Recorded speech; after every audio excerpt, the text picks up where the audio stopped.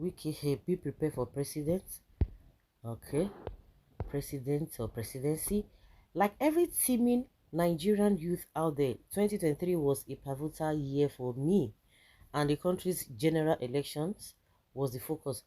Something needs to change. A lot of us told ourselves among the trial of Abubakar Atiku, Bola Tinubu, and Peter Obi, who vied for the presidency then. We had to pick one we felt was fit to salvage the deteriorating situation of Nigeria. Well, we did pick, and between them and now, things have gotten a whole lot worse for Nigeria. Somebody is speaking. I don't know who is speaking, whether the person is anonymous or something. You are the one that chose Tinubu because a lot of people knew his antecedents and how he governed Lagos. You, not Nigerians, you and some other people, psychophans. You now you have used your whatever your own decision to rub off other people, and everybody is paying dearly for that. The G5 formation for me was a major swing votes that greatly aided the All Progressives Congress APC. Rivers, Bayelsa, and other states around the Niger Delta region ganged up together, all five of them, and calling themselves G5. All of those ones they never had any electoral value. The only thing that Wike did was to use the police to did dirty job, not that the Rivers people, because at the end of the day we found out that Obi won. He just used the police and the rest people to manipulate results and give to Tinubu. And don't forget that the other G5 or whatever they call themselves, those ones never had such a relevance to be able to do that nonsense. They were not bold enough. Let me just put it. They were not bold enough to do that dirty job Wike did, because they didn't win in that place. Yes, Tinubu didn't win in all of those places. So using that as a yardstick, makes no sense. Thought it wise to lend their weight, all those people behind Tinubu. This is policy, so don't ask me why they did what they did. Yeah, they did it. Now we can say the result. The reason why they did what they did, because now we have heard that they are being penciled down for ambassadorial appointments. Whether it is true or not, of course, we'll get to know at the end of the day. The whatever the nonsense they did now is what everybody is paying dearly for. Well, prominent and vocal of the G5 governors was the then River State Governor Nyesom Wike. Even the deaf knew that he had his tent deeply rooted in the Tinubu's presidency camp and was fully vested in Jagaban winning. He has his followers, and with the G5, they had the numbers. They had their demands. No politician loves you for free. As such, after Tinubu won and Wike was almost immediately made Minister of the Federal Capital Territory FCT, I realized how he had been remunerated for a job well done. Nonetheless, still looking closely at the unholy alliance. Yes, you should know that their alliance is unholy. I realize there's a greater play than just the ministerial position Wike was compensated with. There's a bigger goal in sight, and one that is thinly veiled but seemingly clear for anyone with a keen eye to decipher. I speak of the presidency in 2031. That is, of course, assuming Tinubu is able to complete 2 terms of office. Now, relax. This is no conspiracy theory. Let me break it down. What is the progression every politician in Nigeria seeks? Look around you and you will see how many of the governors you knew from decades ago are all senators now or in other key roles. Tinubu himself was once a governor with an eye for the presidency. He first galvanized the APC and became its national leader before assuming the top seat. Isn't that right? Akpabio, was he not a governor? Is he not the Senate president now? The list goes on and on. People should be analyzing nonsense and don't even go and look for and analyze the rubbish they are doing. It's always about how powerful they are, using all manner of nonsense means to attain where they are as we speak. Wike is too ambitious a man to settle for being just a minister. Far from it, he has his eyes set on being Nigeria's president, and is only bidding his time well. Look at his body language and the clout he possesses. Does that look to you like just a minister? Of course not. I tell you, there is a succession plan agreed between him and Tinubu, wherein he needs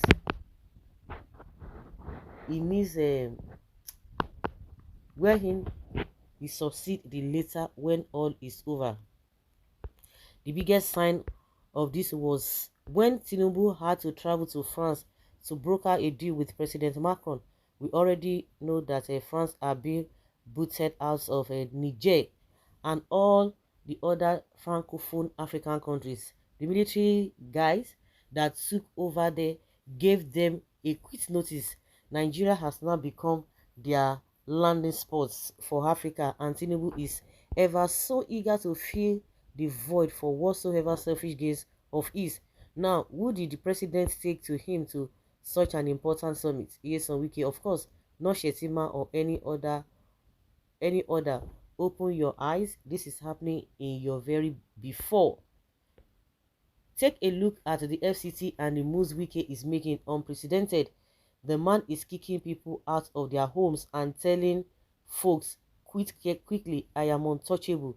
Abuja is a perfect spot. As much Lagos can boast of being the economic hub of Nigeria in terms of politics, nothing happens without the say so of the central, and the sheriff of that central is Wike. Is the dynamic getting clearer to you now? To you, nonsense. She continue. Yes, one will say, but it is not APC. Well, that argument might make sense if it were another country you speak of. But come on, this is Nigeria. Here, politicians cross carpets between parties faster than Nigerian girls dump their broke boyfriends. Cross carpeting is the easiest thing to do in Nigeria. Yes, Wike is still with the PDP on paper. However, switching to the APC at any point in time will prove easier than the sun setting tomorrow. Already, Wike is APC in all but actual documentation. That is the reality. The end game is that a Wike announces his switch to the APC some 2 years before Tinubu's reign is to end, solidifies his position, of course, with the help of his ally Jagaban boys. Their form and feels the damn thing in a hurry before contesting the primaries and winning. The fact is the APC need a man like him. After Tinubu, there's certainly nobody with the kind of clout that Wike has to go toe-to-toe with a giant like Atiku and Obi. This is why Wike is essential to them and vice versa.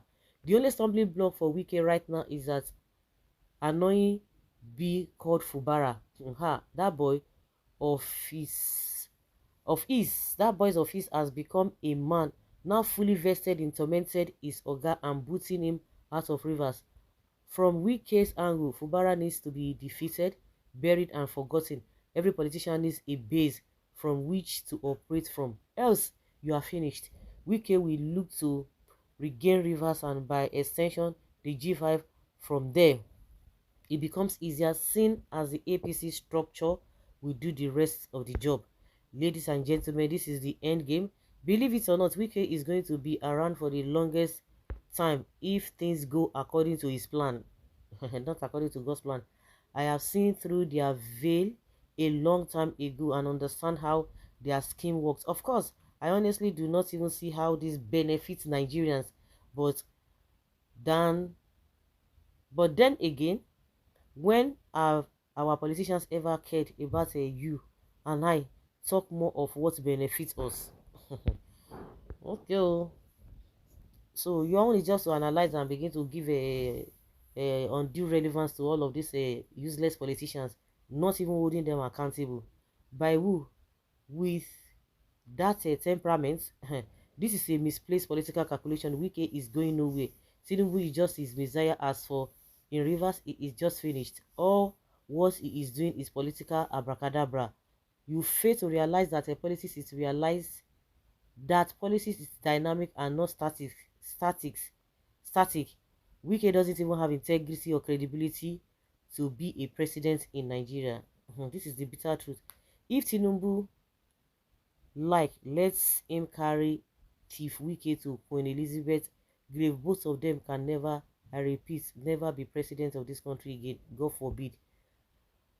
Well, good political analysis given, but Nigerians are wiser now, especially considering how Assad, okay, the whatever in shape we say all is a this thing in Iran.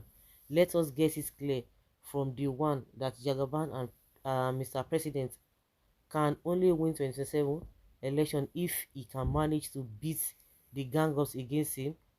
This was what brought down President Jonathan despite power of incumbency, except it is the total control of a southwest, southeast, south, north central, split northwest and northeast. He can win depending on Wike magic. Well, Wike cannot even win presidency. It is too late for him. Nigeria is not rivers. For Ijaw land, he should forget about them because there is nobody to talk to him. Wike should know that President Tinubu is not like the former Vice President Atiku who take things for granted. Wike is moving his betrayal attitude towards a dangerous ground. Well, so guys, let's hear your opinion and have your take on what somebody here has analyzed, whether it resonates with you or not.